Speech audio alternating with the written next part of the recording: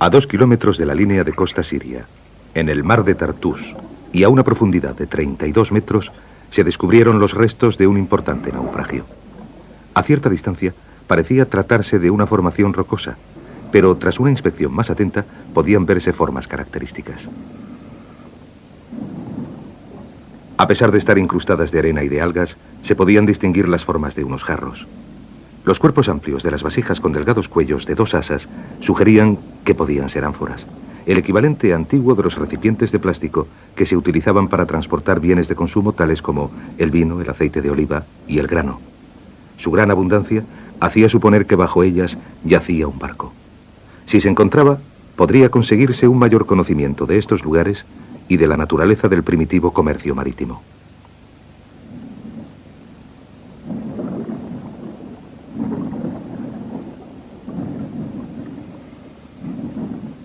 El descubrimiento requería un cuidadoso plan previo. Antes de que pudiesen comenzar los trabajos, había que fijar en un mapa con precisión el lugar y organizar todos los medios técnicos.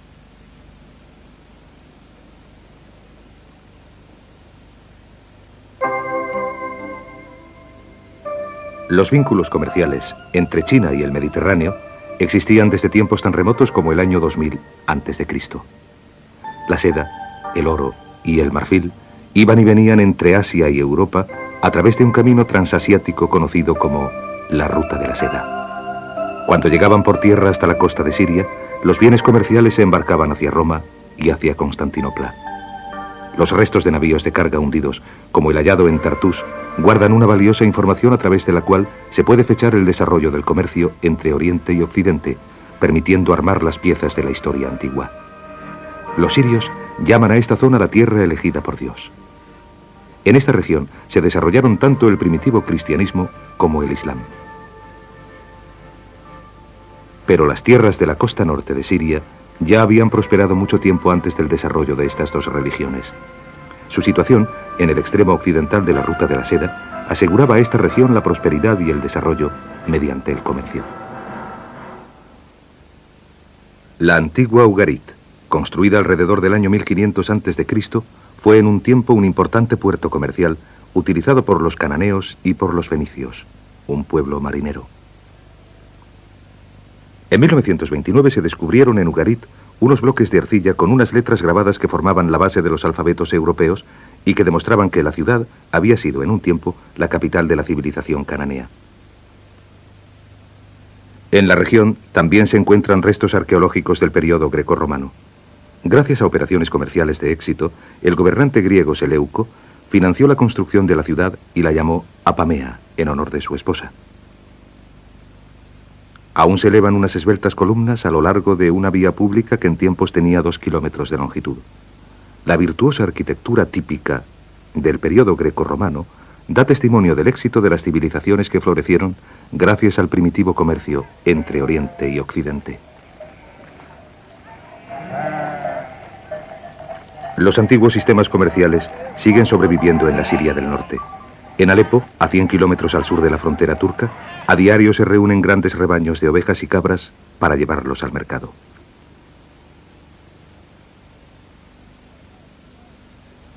Los pastores locales son maestros en el trueque y el comercio y siguen intercambiando ganado y dinero utilizando un intrincado sistema desarrollado a través de los siglos.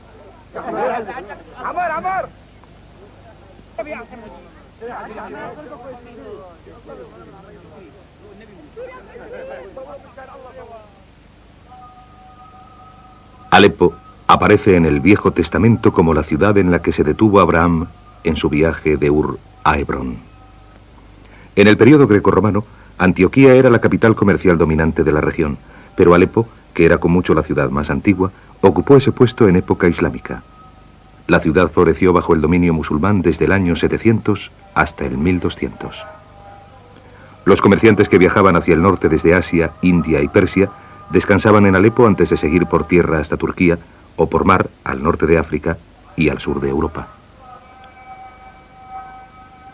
En el siglo XVII, Khan al-Basir construyó en la ciudad un caravanserai muy elaborado.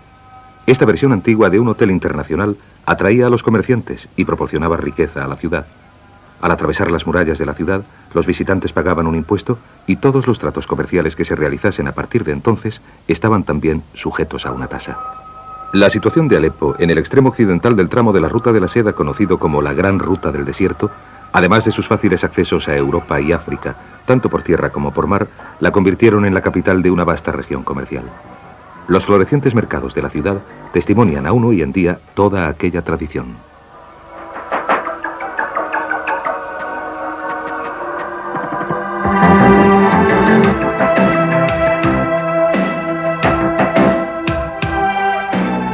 Desde Basora, en el Golfo Pérsico, la Gran Ruta del Desierto se extendía hacia el norte, pasando por Bagdad y llegando finalmente a Alepo. A unos 80 kilómetros al este de la zona septentrional de Siria se encontraba el punto de enlace comercial marítimo en la isla de Arbad, en el mar Mediterráneo.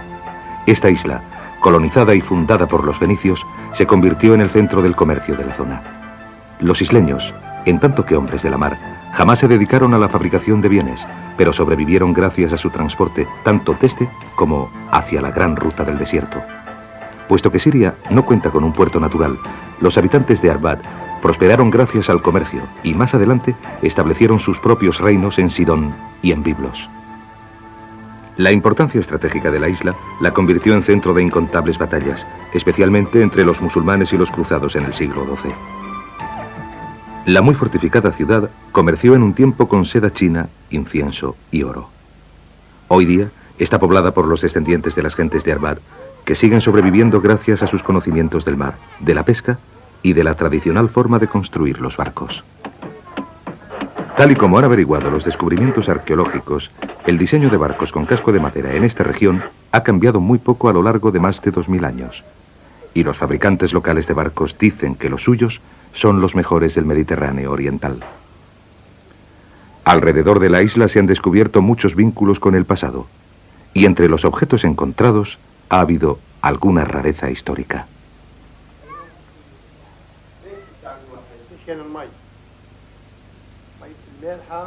En las guerras de la antigüedad, a menudo se desplegaba la táctica del asedio, y los habitantes de la isla se veían amenazados por el hambre y por la sed.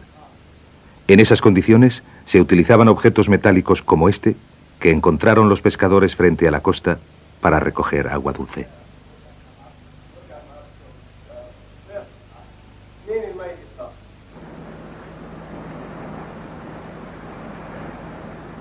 Los pescadores locales conocen una fuente de agua dulce, inusual pero vital, que se encuentra frente a las orillas de la isla desde hace siglos.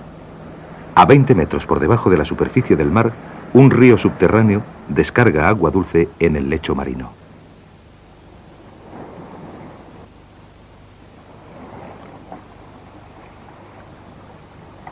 Cuando las reservas de agua potable de la isla se agotaban, entraba en juego el artefacto metálico ideado en Arbad.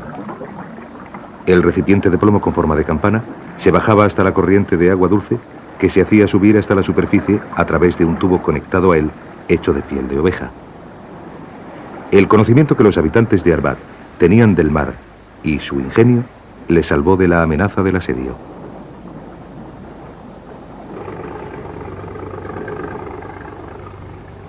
En el verano de 1985 comenzó la investigación alrededor de las ánforas hundidas en el mar de Tartus.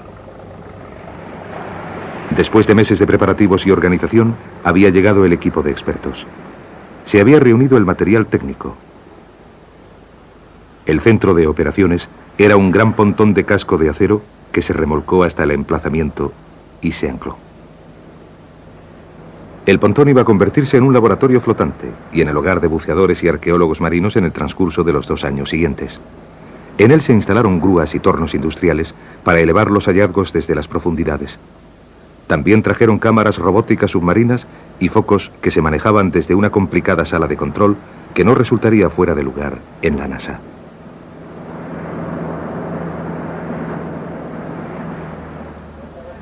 Había que construir para la tripulación salas de descompresión, habitáculos y cocinas.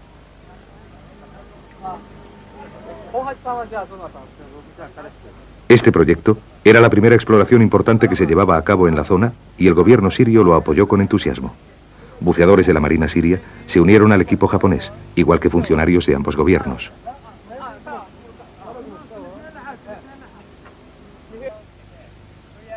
La difícil tarea de coordinar la operación multinacional con los problemas derivados de la barrera del lenguaje y de las diferencias culturales estuvo en manos del doctor Shozo Tanabe, del Instituto Cultural de Kioto, en Japón.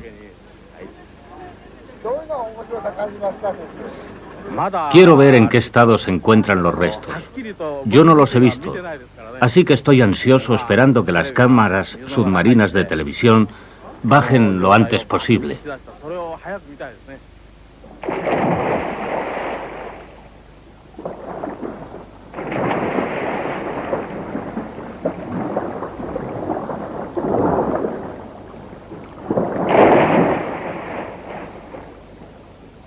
Había que colocar en posición grandes cantidades de material técnico antes de que pudiese comenzar eficazmente la excavación. Los buceadores realizaron unas exploraciones preliminares antes de bajar con las cámaras. Se utilizó aire comprimido conectado a un generador a bordo de la nave para limpiar la arena incrustada en las ánforas sin causarle daños.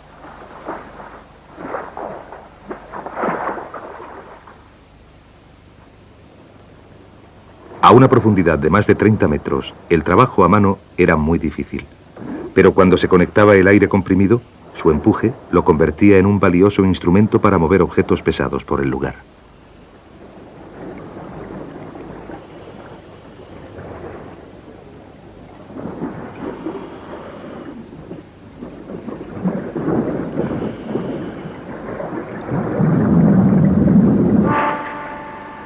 A bordo del barco se realizaron las comprobaciones finales de las importantísimas cámaras y luces submarinas antes de hacerlas descender a la posición indicada.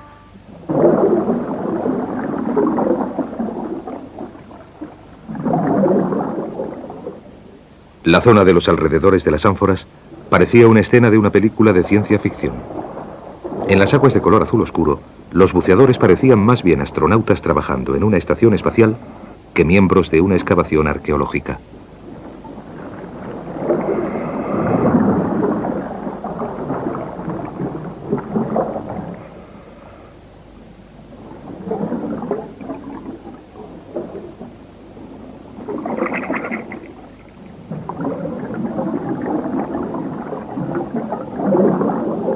Se instaló una rejilla de 2 metros cuadrados para que se pudiese localizar con precisión la posición exacta de cada una de las ánforas. Siguiendo los procedimientos de las excavaciones arqueológicas terrestres, a continuación se trazó un mapa muy preciso. La inspección mostró que las ánforas estaban agrupadas en una disposición ovalada, semejante a la forma de un barco, que medía 14 metros de longitud, 7 de anchura y hasta 1 de altura. Las luces y cámaras robóticas se habían conectado entre el lugar de la exploración y el barco. Con los mapas trazados y con los expertos pudiendo tener visión desde la sala de control, la excavación ya podía empezar.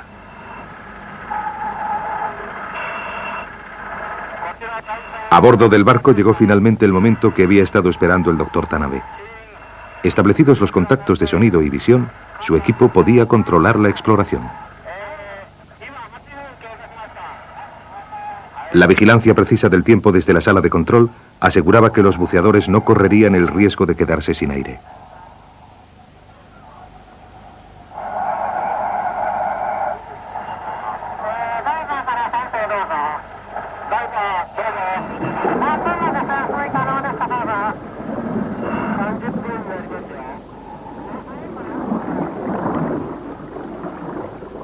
Bajo el agua, el equipo de submarinistas supervisó el descenso del pesado equipo de ascensión que se utilizaría para subir las ánforas desde las profundidades y para servir como niveles de descompresión para los buceadores al volver a la superficie.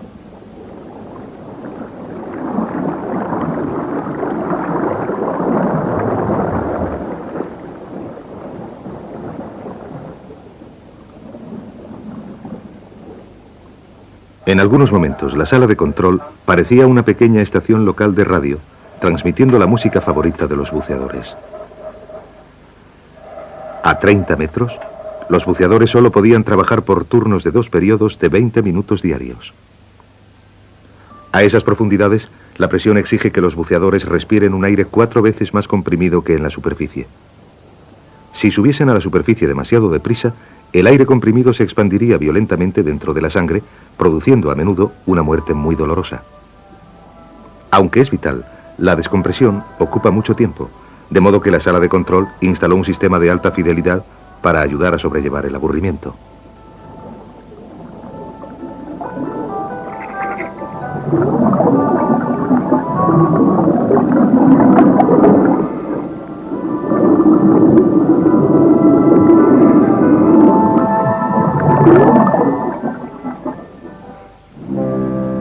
La importancia estratégica de la región la ha convertido en escenario de actividades militares hasta hoy en día. Los navíos de la Marina siria patrullan las aguas a 40 kilómetros al norte de Beirut. Y al oeste, el conflicto irano-iraquí sigue hirviendo tras 7 años de guerra que ha costado más de 1 millón de muertos.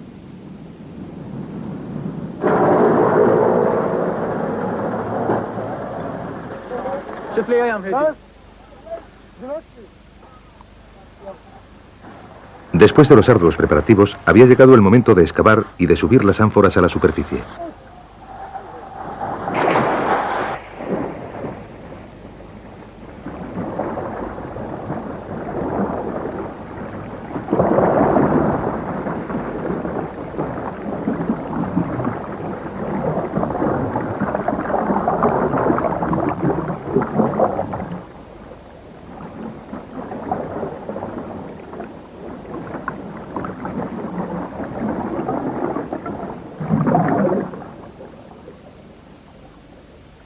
La capa superior de ánforas había sido gravemente erosionada a lo largo de los años.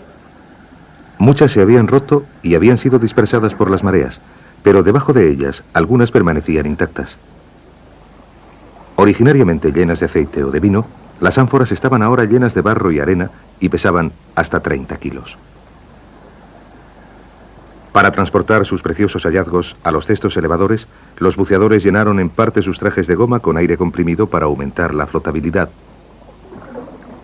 En la primera capa solamente se habían marcado más de 1000 piezas que se rescatarían, pero ya resultaba claro que los restos del barco estarían probablemente debajo de las ánforas, por lo que el ritmo de trabajo se aceleró.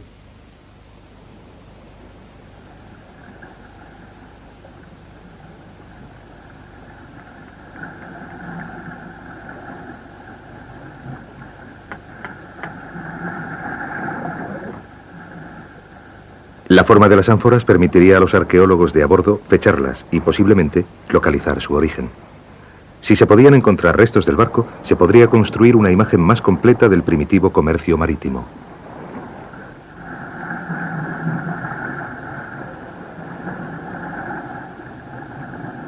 En esta zona del Mediterráneo, las condiciones climáticas y las fuertes mareas limitan a agosto y septiembre los meses en que la inmersión es segura, por lo que era esencial un trabajo rápido.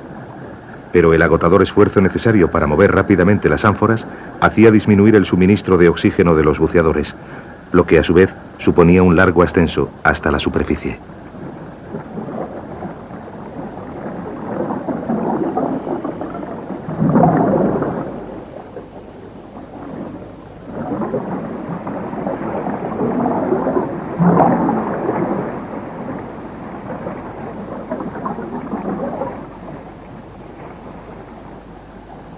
Al cabo de 50 días, se subieron las primeras muestras de ánforas completas, marcando el final del proyecto de inmersión del año.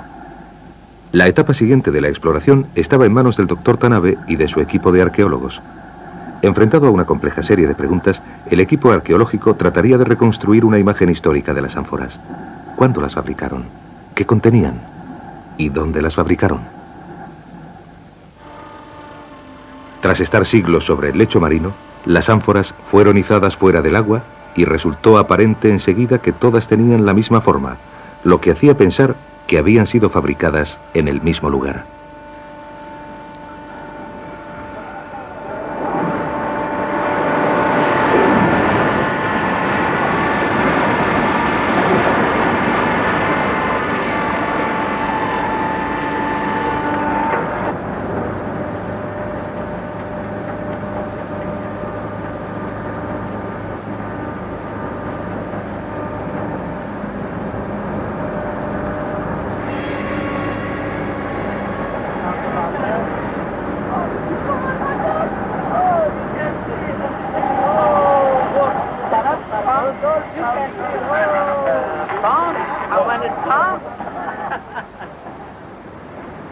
Para felicidad del equipo, tras un año de preparativos y de trabajo duro, las ánforas finalmente estaban a bordo y podían investigarse debidamente. Las ánforas tenían 70 centímetros de altura, con la boca entre las dos asas parecidas a brazos, que daban a los objetos un aspecto grecolatino. El cargamento se depositó cuidadosamente y comenzó el laborioso proceso de limpieza y restauración. Para comprender totalmente el papel de las ánforas a lo largo de las antiguas rutas comerciales, el equipo arqueológico se dirigió a Grecia, donde se habían realizado importantes descubrimientos de ánforas.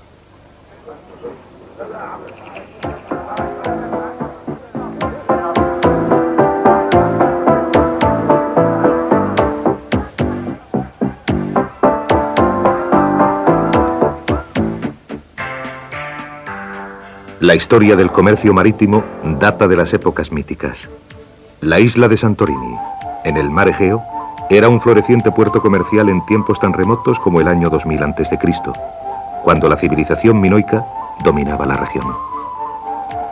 En el siglo V a.C., una potente erupción volcánica creó un mar interior en la isla y produjo un maremoto tan grande que anegó la costa egea y prácticamente arrasó la civilización minoica de la noche a la mañana.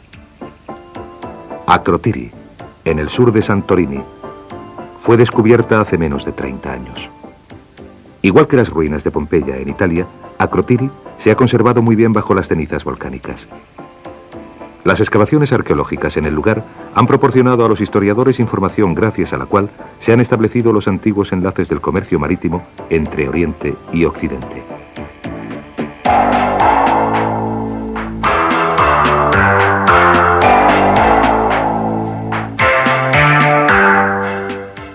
Continúa la investigación y se han desenterrado calles enteras y casas bien conservadas.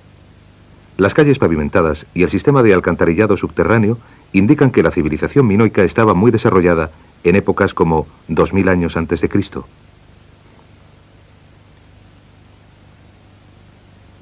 Las ánforas que había junto a las puertas y en las cocinas nos muestran cómo las vasijas formaban parte de la vida cotidiana de la época. Aunque de forma diferente a las descubiertas en el mar de Tartús, las ánforas de Akrotiri se utilizaban para propósitos muy similares, como contenedores de vino, grano y especias. Las vasijas eran indispensables para las primitivas civilizaciones, para uso tanto doméstico como comercial. Como si las hubiesen guardado para los historiadores, en Akrotiri se encuentran algunas de las mejores pinturas murales narrativas de la época. Se pueden ver barcos que se hacen a la mar desde Santorini, en la parte izquierda de la pintura de 6 metros de ancho.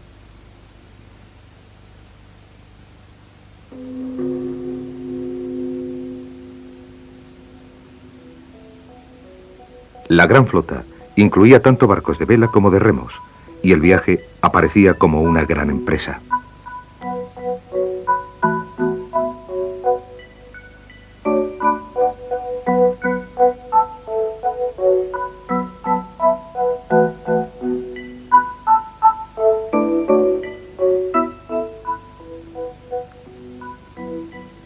No se sabe con precisión hacia dónde se dirigía exactamente, pero una teoría sugiere que el viaje acababa en el norte, en las costas del Mar Negro, porque en el extremo de la derecha de la pintura hay gentes vestidas con pesados trajes de piel de cordero.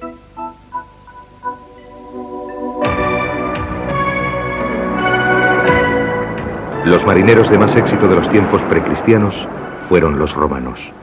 Su influencia se esparció a través del Mediterráneo, del Oriente Próximo, de las costas centrales de Europa y del norte de África. En el Museo Bal de Túnez, un mosaico romano representa el mito del mar que nos muestra al dios Baco a bordo de un buque de guerra desde el cual transformaba a los piratas en inofensivos delfines. En la época de los mitos, el viaje marítimo era una empresa peligrosa, con las amenazas de monstruos, piratas y apariciones. El emperador Julio César está representado resistiendo a la tentación de las sirenas que tratan de atraer a su flota hacia una costa rocosa. En el museo también se exhiben unos platos fabricados en Grecia antes del nacimiento de Cristo. Las ánforas eran un símbolo común de riqueza y abundancia y se utilizaban para decorar piezas cerámicas en el periodo greco-romano.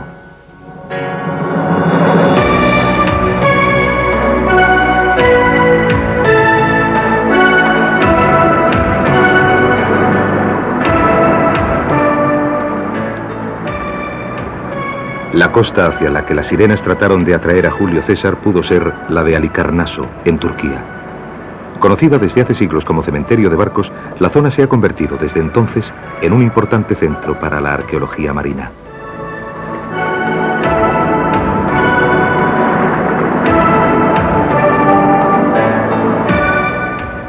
El castillo que hoy se alza en la ciudad fue construido por los cruzados en el emplazamiento de un templo construido por el rey Mausolo, que fue, una vez, una de las 7 maravillas del mundo antiguo. Ahora, alberga muchos de los tesoros recuperados del mar alrededor de Halicarnaso.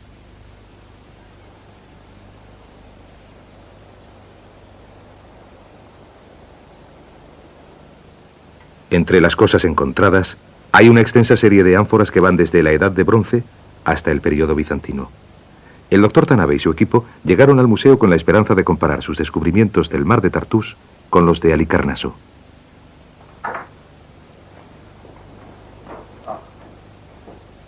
Cuanto más inusual y más difícil de fechar era una ánfora, se almacenaba en un depósito subterráneo en el que continuaba la investigación y la catalogación. La forma y el tamaño de las ánforas difería considerablemente, dependiendo de su lugar de fabricación en el Egeo.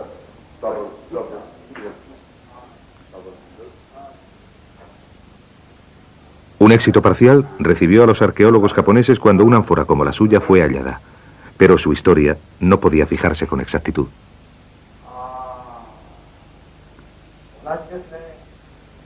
El cuerpo amplio, el cuello delgado y el asa doble tenían formas exactas a las recuperadas en el mar de Tartús, pero la superficie tenía texturas relativamente elaboradas, lo que sugería que se trataba de una ánfora más moderna que las halladas por los japoneses, como nos explicó el conservador turco del museo. Esta ánfora es similar a una de nuestro museo y fue descubierta en Haifa, en Israel. Fue fechada como perteneciente al siglo XIII. La doctora Virginia Grace, que vive en Atenas, es una autoridad mundial en ánforas y nos ayudó a relacionar la nuestra con la que se encontró en Israel. Tras amplias investigaciones, estamos seguros ahora de que procede del siglo XIV. Los surcos de su superficie y la base plana indican que se hizo avanzado ya el siglo, después del periodo bizantino. Siguiendo los consejos de expertos arqueólogos turcos, el doctor Tanabe fue a Atenas, donde una ánfora igual a las encontradas en el mar de Tartús había sido descubierta en las colinas que rodean a la Acrópolis.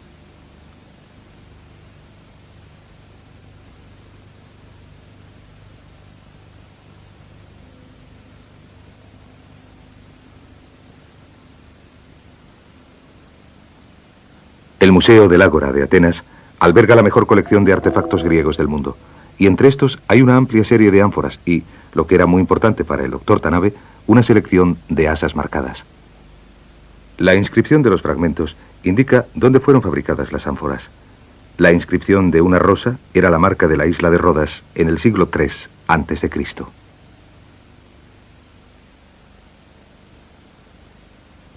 El dibujo de una ánfora era la señal de producción bizantina en los siglos VI o VII.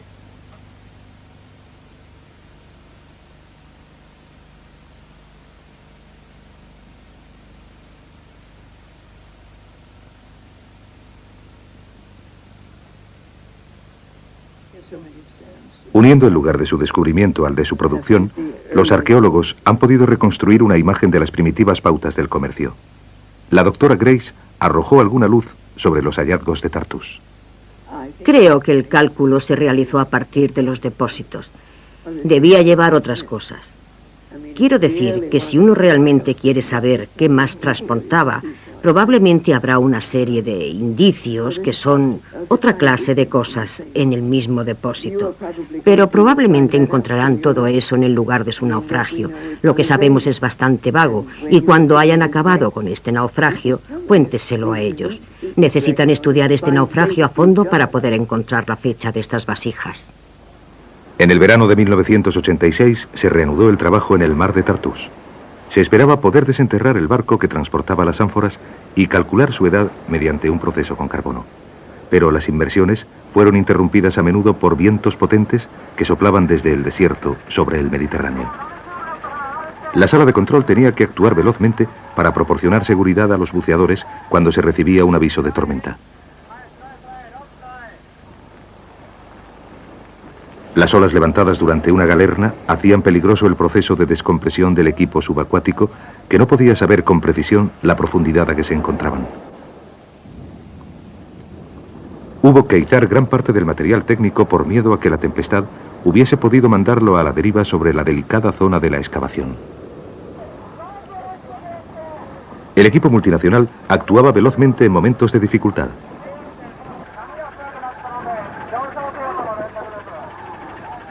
Con los buceadores a salvo en la superficie, la tarea de subirlos a bordo se veía estorbada por el oleaje.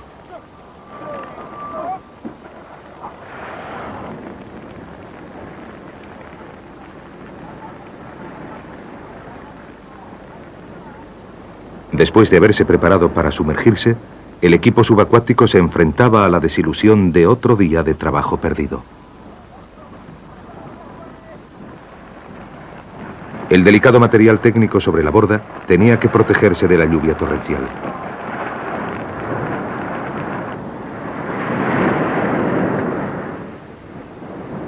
Durante las tormentas, el pontón era inútil y un navío de apoyo tenía que montar guardia. Al carecer de hélice y de timón, una ola grande podría romper sus amarras y lanzarlo hacia la orilla.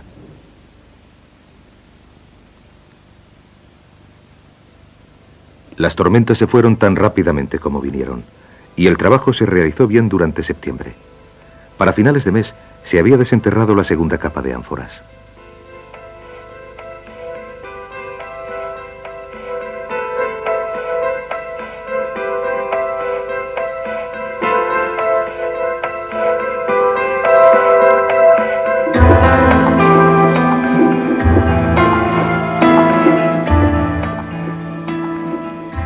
Casi todas las ánforas estaban intactas, y entre ellas había pedazos del barco de madera que las había transportado. Este fue el periodo más excitante para el equipo arqueológico de a bordo, que esperaba que se descubrieran otros objetos a medida que continuaba la excavación.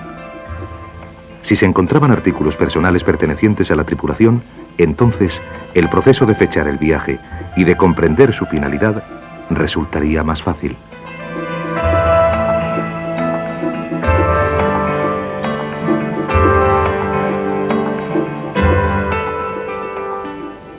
La excavación continuó a un ritmo rápido, a la vez que el tiempo se iba acabando para el equipo de los buceadores. Cuando solo quedaban 2 semanas de inmersiones programadas, el doctor Tanabe decidió que se excavase una zanja de 2 metros de profundidad a través del lugar del naufragio para obtener acceso al casco del buque. Para acelerar el proceso, se emplearon bombas industriales para que absorbiesen arena y restos de pequeño tamaño desde abajo hasta la superficie. La actividad era intensa, y a veces la localización parecía más una mina a cielo abierto que una excavación arqueológica. Pero se hicieron progresos y se desvelaron algunas cosas vitales.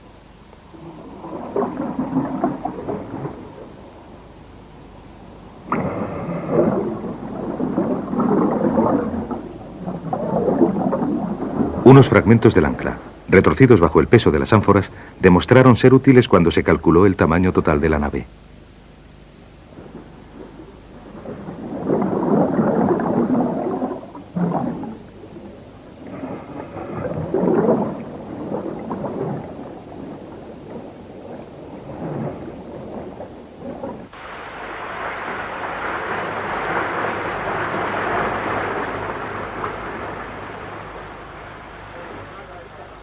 A bordo del barco, las bombas succionadoras proporcionaban una fuente constante de descubrimientos más pequeños para los arqueólogos de la superficie.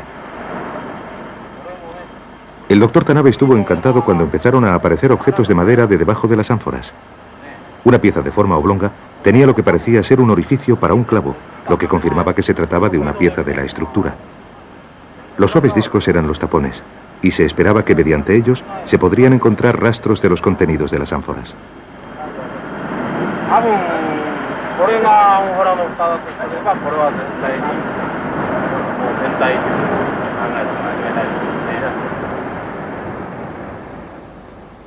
Fragmentos de cerámica vidriada y coloreada fueron descubiertos, así como piezas grabadas con dibujos en arabesco, lo que sugería que el barco podría ser de origen árabe.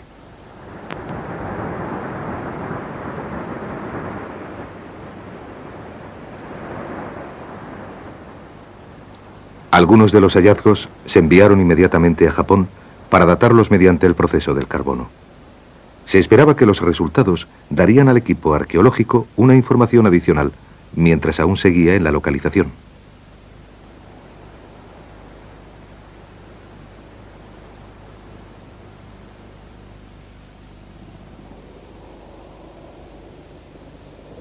A 10 kilómetros del lugar del naufragio se encuentra la fortaleza de Marwab.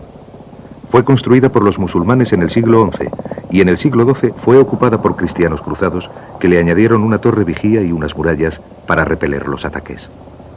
Pero en 1285, el corto reinado de los cruzados había terminado al conseguir el sultán Baybars capturar la fortaleza a los francos.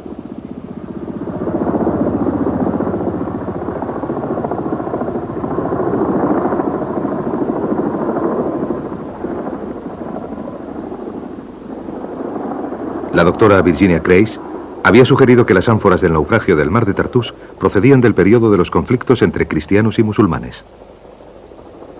Los primeros resultados del proceso de datación en Japón reafirmaban esta teoría. Posiblemente el barco había sido una baja durante la batalla o mientras intentaba llevar suministros a la guarnición.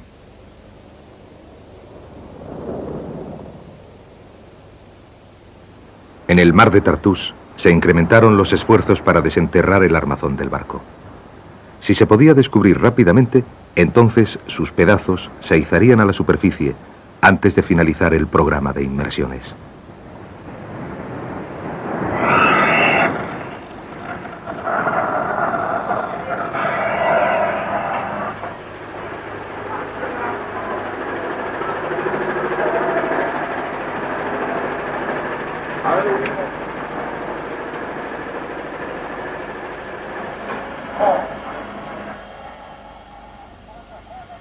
El 13 de septiembre, en la sala de control, se recibió el mensaje que habían estado esperando. La estructura principal de la nave había sido puesta al descubierto.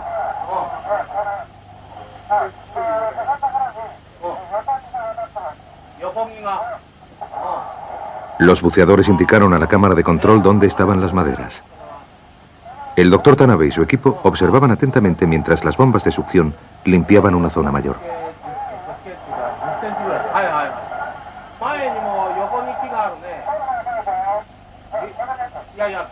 Después de 2 años de exploración, empezaba a emerger lentamente.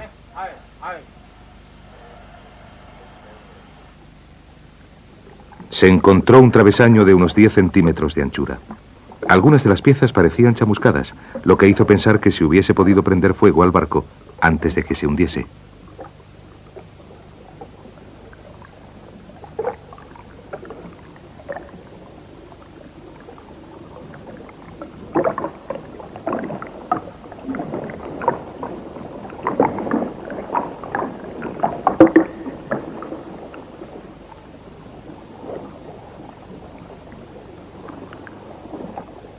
Después de siglos en el lecho marino, la madera se había vuelto extremadamente suave y frágil. Los buceadores se movían con mucho cuidado por temor a dañar la estructura.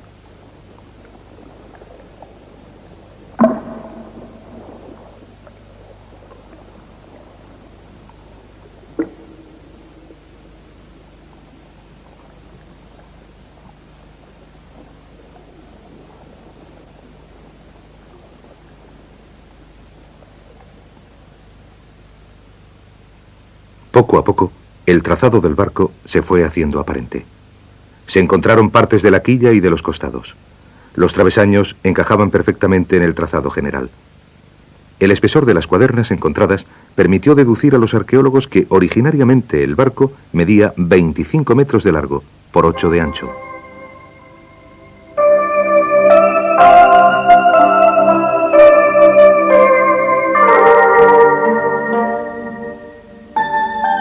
Las pruebas recogidas sugerían que el barco era un gran navío de carga de origen bizantino del siglo X. Había permanecido relativamente intacto con el cargamento de ánforas cuidadosamente ordenado a ambos lados de la partición. Los 5.000 artículos recuperados del naufragio lo convirtieron en los restos más abundantes jamás encontrados en esta región.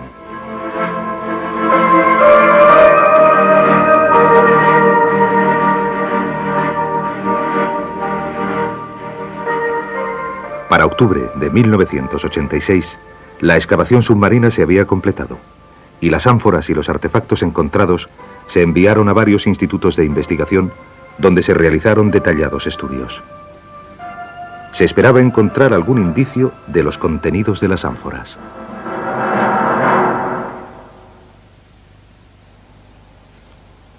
En el Museo de Halikarnaso, en Turquía, hay un barco similar al descubierto por el equipo del Dr. Tanabe que está siendo restaurado desde hace 15 años. Después de pasar siglos en el mar, la madera adquiere una consistencia gelatinosa que exige un manejo muy delicado. Antes de volverla a montar, la madera se sumerge en agua dulce durante 2 años para retirar la sal. Después, se calienta despacio durante otros 2 años, tras lo cual se le añade polietilenglicol para endurecerla.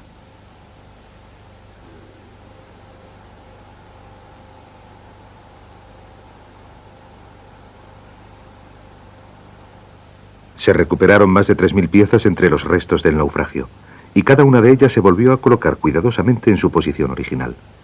El enorme rompecabezas tuvo ocupado al equipo durante más de 2 años.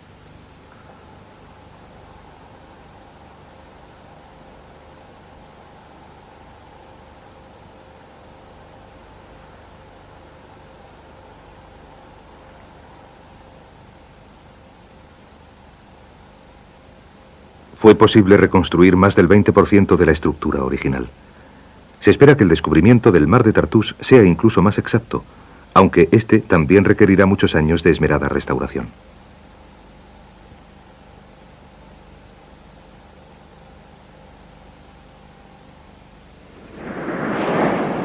Los viajes y el comercio marítimo han jugado un papel vital en el desarrollo de todas las grandes civilizaciones. Desde los primeros tiempos, la humanidad ha explorado el globo en busca de lo nuevo. A través del intercambio se han esparcido ideas, religiones y conocimientos por el mundo entero.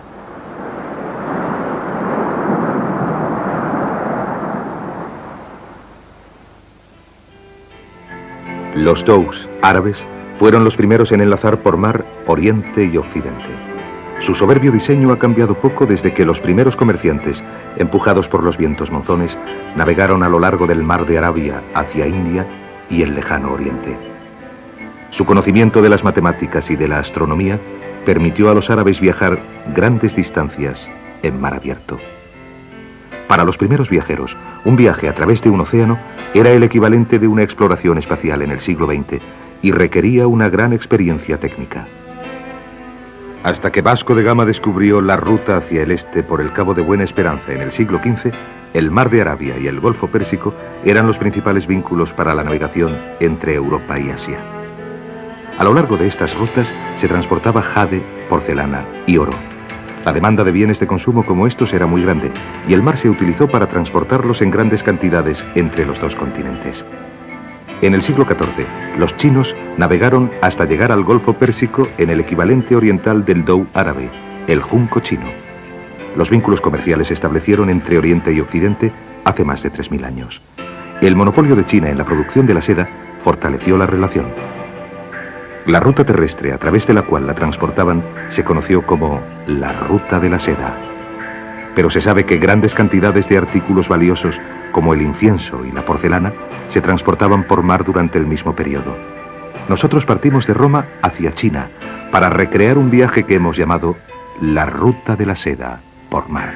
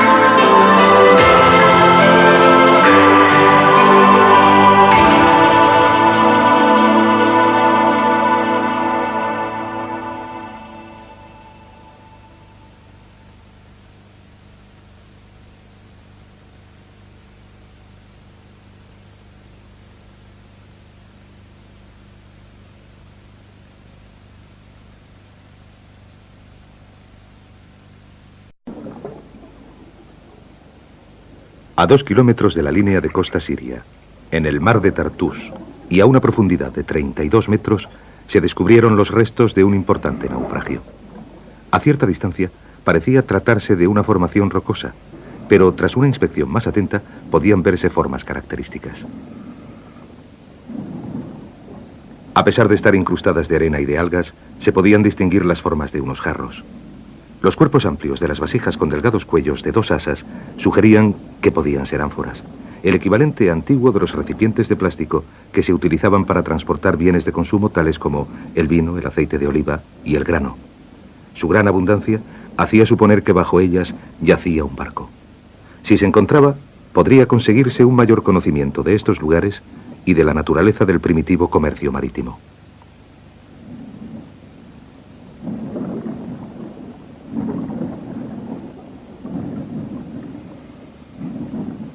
El descubrimiento requería un cuidadoso plan previo. Antes de que pudiesen comenzar los trabajos, había que fijar en un mapa con precisión el lugar y organizar todos los medios técnicos.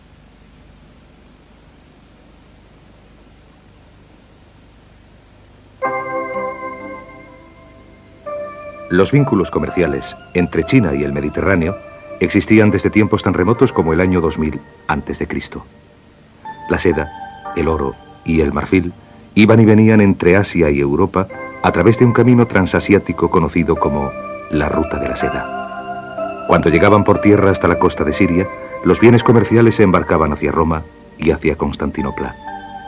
Los restos de navíos de carga hundidos, como el hallado en Tartus, guardan una valiosa información a través de la cual se puede fechar el desarrollo del comercio entre Oriente y Occidente, permitiendo armar las piezas de la historia antigua.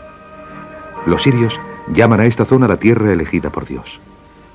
En esta región se desarrollaron tanto el primitivo cristianismo como el islam.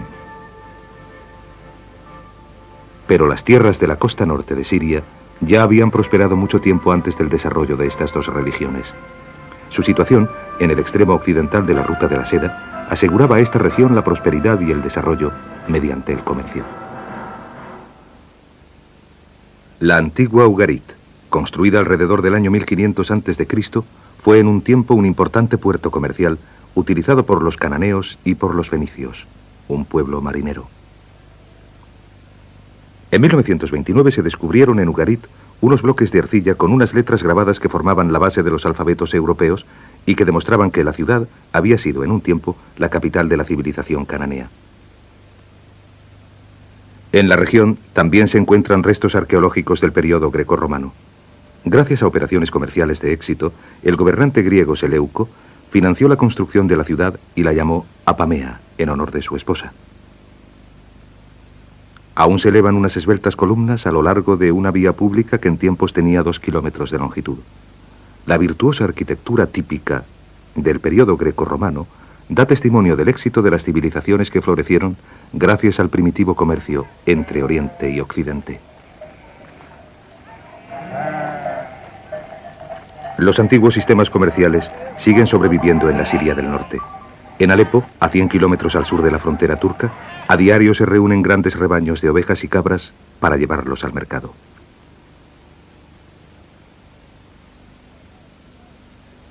Los pastores locales son maestros en el trueque y el comercio y siguen intercambiando ganado y dinero utilizando un intrincado sistema desarrollado a través de los siglos.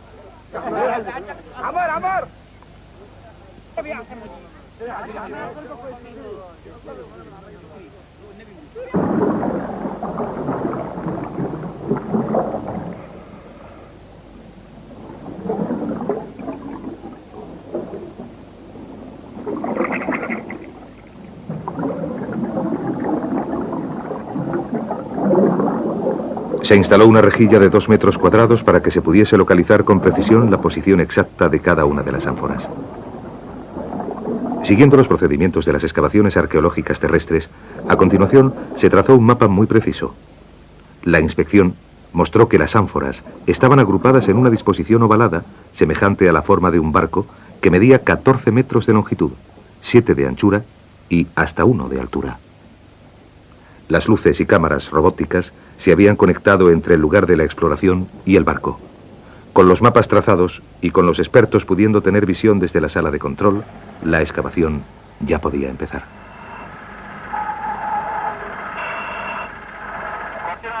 A bordo del barco llegó finalmente el momento que había estado esperando el doctor Tanabe. Establecidos los contactos de sonido y visión, su equipo podía controlar la exploración. La vigilancia precisa del tiempo desde la sala de control aseguraba que los buceadores no correrían el riesgo de quedarse sin aire.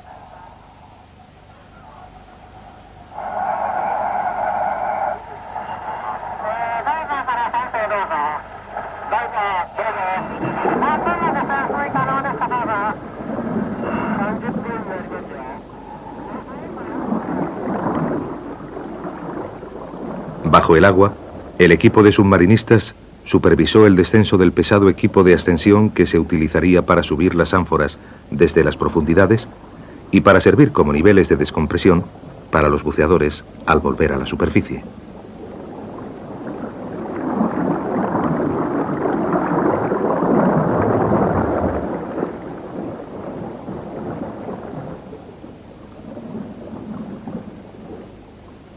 En algunos momentos, la sala de control parecía una pequeña estación local de radio, transmitiendo la música favorita de los buceadores. A 30 metros, los buceadores solo podían trabajar por turnos de 2 periodos de 20 minutos diarios. A esas profundidades, la presión exige que los buceadores respiren un aire 4 veces más comprimido que en la superficie. Si subiesen a la superficie demasiado deprisa, el aire comprimido se expandiría violentamente dentro de la sangre, produciendo a menudo una muerte muy dolorosa. Aunque es vital, la descompresión ocupa mucho tiempo, de modo que la sala de control instaló un sistema de alta fidelidad para ayudar a sobrellevar el aburrimiento.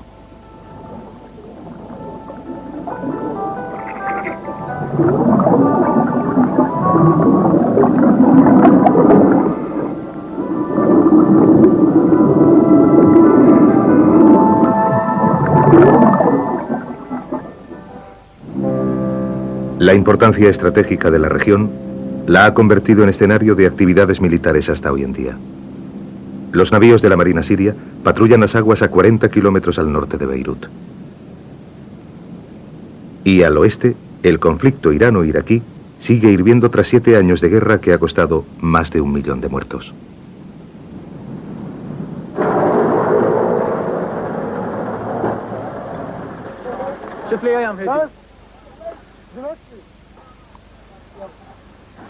Después de los arduos preparativos, había llegado el momento de excavar y de subir las ánforas a la superficie.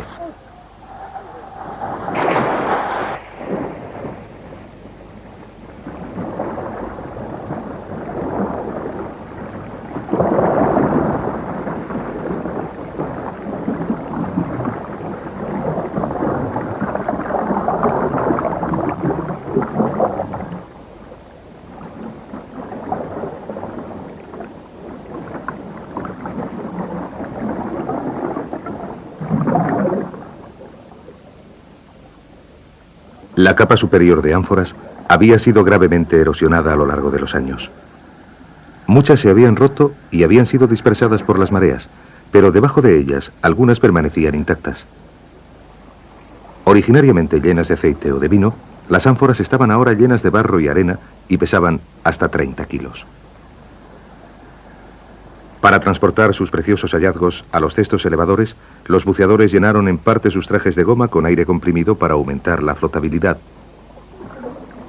En la primera capa solamente se habían marcado más de 1000 piezas que se rescatarían, pero ya resultaba claro que los restos del barco estarían probablemente debajo de las ánforas, por lo que el ritmo de trabajo se aceleró.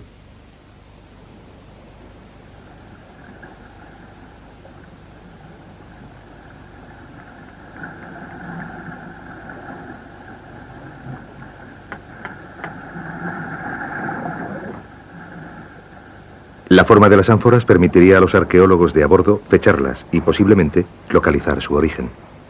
Si se podían encontrar restos del barco, se podría construir una imagen más completa del primitivo comercio marítimo.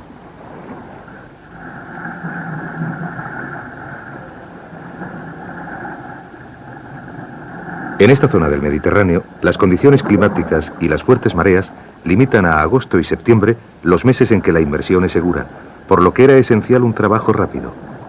pero el agotador esfuerzo necesario para mover rápidamente las ánforas hacía disminuir el suministro de oxígeno de los buceadores, lo que a su vez suponía un largo ascenso hasta la superficie.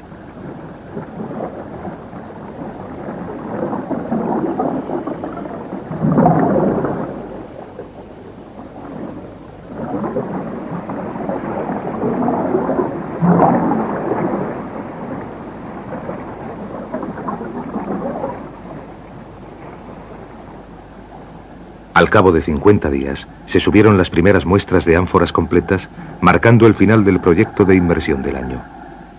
La etapa siguiente de la exploración estaba en manos del Dr. Tanabe y de su equipo de arqueólogos. Enfrentado a una compleja serie de preguntas, el equipo arqueológico trataría de reconstruir una imagen histórica de las ánforas. ¿Cuándo las fabricaron? ¿Qué contenían? ¿Y dónde las fabricaron? Tras estar siglos sobre el lecho marino, las ánforas fueron izadas fuera del agua y resultó aparente enseguida que todas tenían la misma forma, lo que hacía pensar que habían sido fabricadas en el mismo lugar.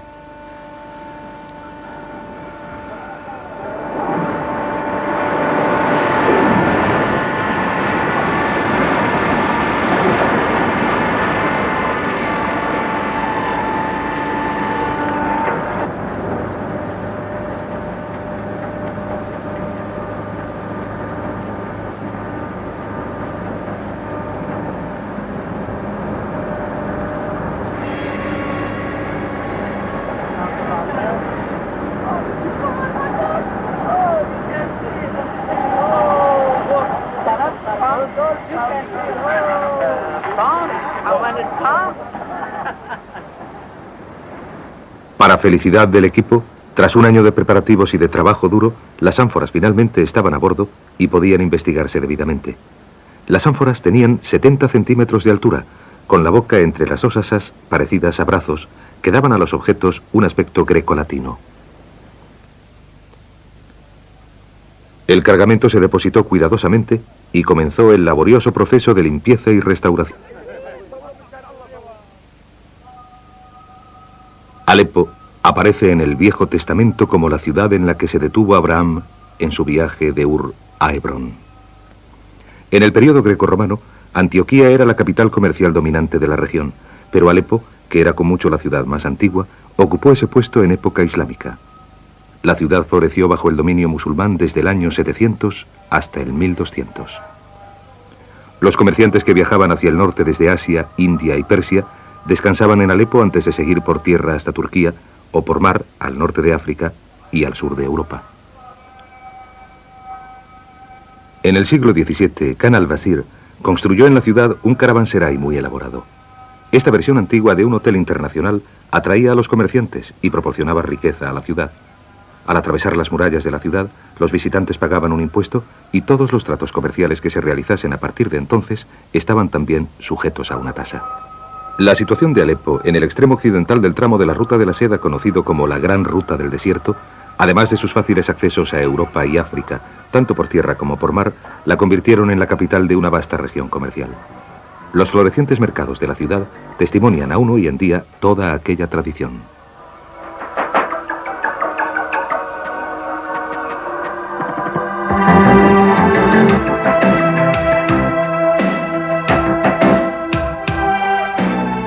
Desde Basora, en el Golfo Pérsico, la Gran Ruta del Desierto se extendía hacia el norte, pasando por Bagdad y llegando finalmente a Alepo.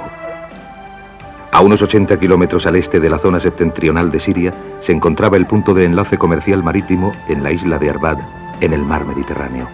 Esta isla, colonizada y fundada por los fenicios, se convirtió en el centro del comercio de la zona. Los isleños, en tanto que hombres de la mar, jamás se dedicaron a la fabricación de bienes, pero sobrevivieron gracias a su transporte tanto desde como hacia la Gran Ruta del Desierto. Puesto que Siria no cuenta con un puerto natural, los habitantes de Arbad prosperaron gracias al comercio y más adelante establecieron sus propios reinos en Sidón y en Biblos. La importancia estratégica de la isla la convirtió en centro de incontables batallas, especialmente entre los musulmanes y los cruzados en el siglo XII. La muy fortificada ciudad comerció en un tiempo con seda china, incienso y oro. Hoy día está poblada por los descendientes de las gentes de Arbad, que siguen sobreviviendo gracias a sus conocimientos del mar, de la pesca y de la tradicional forma de construir los barcos. Tal y como han averiguado los descubrimientos arqueológicos, el diseño de barcos con casco de madera en esta región ha cambiado muy poco a lo largo de más de 2000 años. Y los fabricantes locales de barcos dicen que los suyos son los mejores del Mediterráneo oriental. Alrededor de la isla se han descubierto muchos vínculos con el pasado, y entre los objetos encontrados ha habido alguna rareza histórica.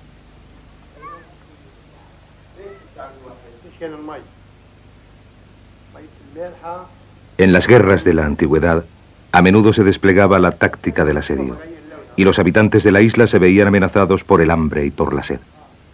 En esas condiciones se utilizaban objetos metálicos como este, que encontraron los pescadores frente a la costa para recoger agua dulce.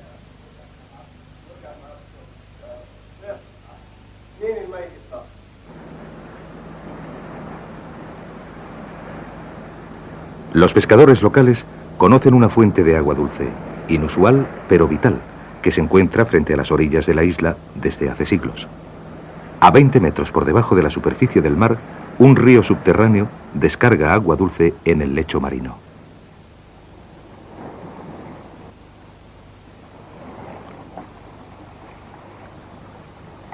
Cuando las reservas de agua potable de la isla se agotaban, entraba en juego el artefacto metálico ideado en Arbat. El recipiente de plomo con forma de campana se bajaba hasta la corriente de agua dulce que se hacía subir hasta la superficie a través de un tubo conectado a él, hecho de piel de oveja. El conocimiento que los habitantes de Arbat tenían del mar y su ingenio les salvó de la amenaza del asedio.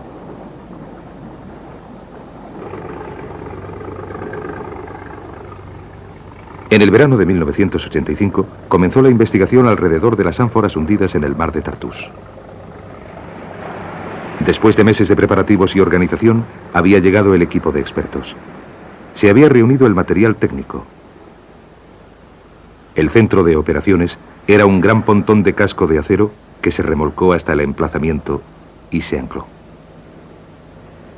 El pontón iba a convertirse en un laboratorio flotante y en el hogar de buceadores y arqueólogos marinos en el transcurso de los 2 años siguientes. En él se instalaron grúas y tornos industriales para elevar los hallazgos desde las profundidades. También trajeron cámaras robóticas submarinas y focos que se manejaban desde una complicada sala de control que no resultaría fuera de lugar en la NASA.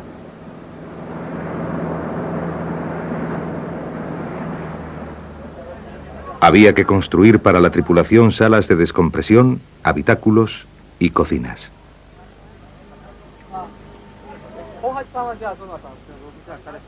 Este proyecto era la primera exploración importante que se llevaba a cabo en la zona y el gobierno sirio lo apoyó con entusiasmo. Buceadores de la Marina siria se unieron al equipo japonés, igual que funcionarios de ambos gobiernos.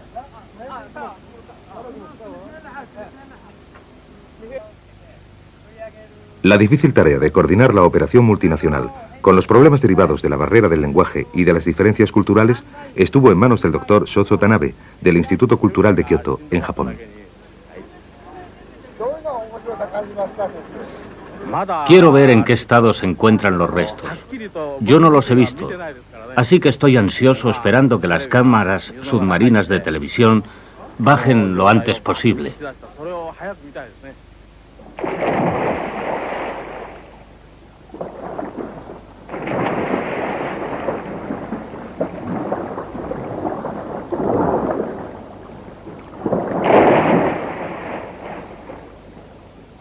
Había que colocar en posición grandes cantidades de material técnico antes de que pudiese comenzar eficazmente la excavación. Los buceadores realizaron unas exploraciones preliminares antes de bajar con las cámaras. Se utilizó aire comprimido conectado a un generador a bordo de la nave para limpiar la arena incrustada en las ánforas sin causarle daños.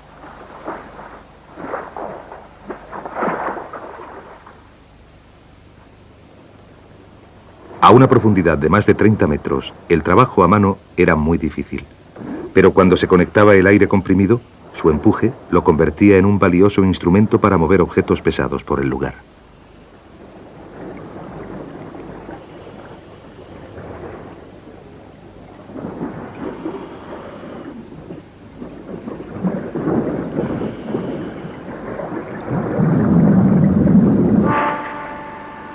bordo del barco se realizaron las comprobaciones finales de las importantísimas cámaras y luces submarinas antes de hacerlas descender a la posición indicada.